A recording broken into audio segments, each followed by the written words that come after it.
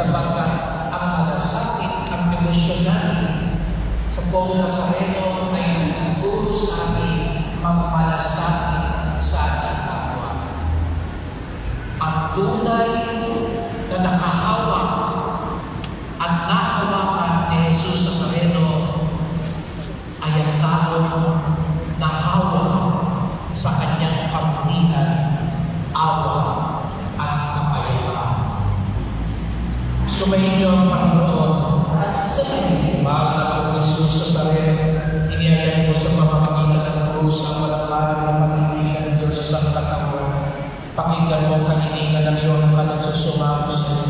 Makap na nawa nila yung katugunan ng tanggapin ng kasakitan ng may utang na loob na kinadala. Basbasan din po ninyong dala nilang mga imahe ng dasal. Sa pamamagitan ng bendisyon nito, na may maalala nila mga pangako sa bigyan na ikaw ang